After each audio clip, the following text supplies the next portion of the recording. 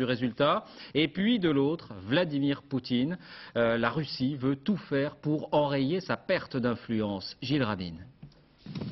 C'était samedi dernier au Chili. George Bush et Vladimir Poutine tenaient à afficher leur entente et leur amitié. Dans leur poncho, ils avaient presque un air de jumeaux.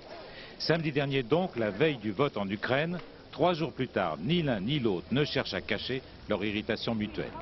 La faute en revient à Poutine pour avoir voulu féliciter son candidat à la présidentielle ukrainienne dès lundi soir, au moment où tout le monde, américain en tête, dénonçait les fraudes massives. Son candidat, Yanukovych, qu'il avait soutenu ostensiblement pendant la campagne électorale, comme si l'Ukraine était toujours une province russe. Pour les besoins de la cause, Poutine était allé à Kiev avant le premier tour et on avait organisé un défilé militaire grandiose au relent néo-soviétique. Parce que son candidat n'était arrivé qu'en deuxième position après le premier tour, Poutine avait improvisé un deuxième voyage de soutien, une ingérence caractérisée. Vladimir Poutine n'a jamais caché qu'il avait mal vécu la disparition de l'Union soviétique.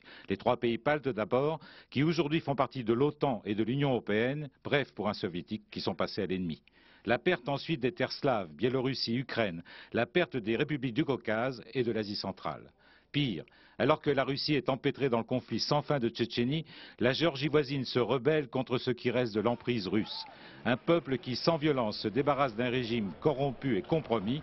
Ce qu'on a appelé la révolution des roses, c'était il y a 1 an, jour pour jour.